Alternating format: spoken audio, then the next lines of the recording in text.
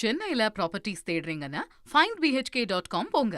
Matching ப்ராப்பர்ட்டிஸை AI உங்களுக்கு suggest பண்ணும். 80வது சுதந்திர தினத்தையொட்டி சென்னை புனித ஜார்ஜ் கோட்டையில் முதலமைச்சர் விஜய் முதல் முறையா தேசிய கொடியேற்றினார். தேசிய கீதம் ஒலிக்க பிரம்மாண்ட கம்பத்தில் கொடியேற்றிய முதல்வர் விஜய் ராயல் சல்யூட் அடித்து மரியாதை செலுத்தினார்.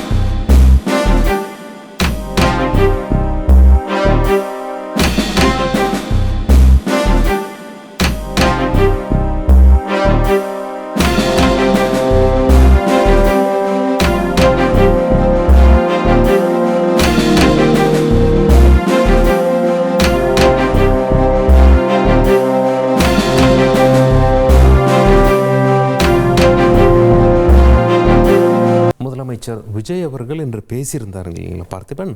அதில் மிக முக்கிய பாயிண்ட்ஸ் அப்படின்னு சொல்லி நாம் சொல்லணும்னா, வெளிப்படையாகவும் பொது வாழ்வில் எந்த சமரசமும் இன்றியும் மக்கள் நலனை மட்டுமே முதன்மையாக கொண்டு அரசு இயங்குவதாக முதலமைச்சர் விஜய் அவர்கள் சொல்லியிருந்தார். மக்கள் நலன்தான் மிக மிக முக்கியம் என்பதன் அடிப்படையில் தமிழக அரசு தீவிரமாக செயல்பட்டு வருவதாகவும் அவர் பேசியிருந்தார். ஒரு வெளிப்படையான, ஒரு உண்மையான, ஒரு நேர்மையான ஒரு நிர்வாகமா இதை நாம செயல்பட்டுக்கிட்டு வந்துகிட்டு இருக்கிறோம். பொது வாழ்வில் சமரசம் இருக்கவே கூடாது.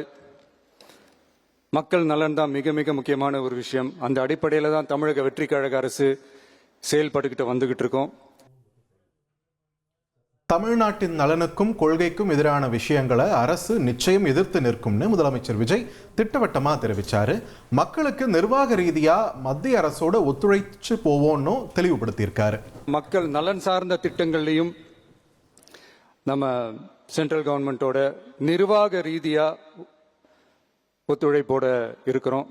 But at the same time நம்ம தமிழ்நாடு கொள்கைகள்னு வந்துட்டா மாநில உரிமைகளுக்கு எதிரான முடிவுகள்லையும் சரி, தமிழ்நாட்டுக்கு எதிரான கொள்கை முடிவுகள்லையும் சரி, நம்ம டிவிகே அரசு எப்பவுமே எதிர்க்கும்.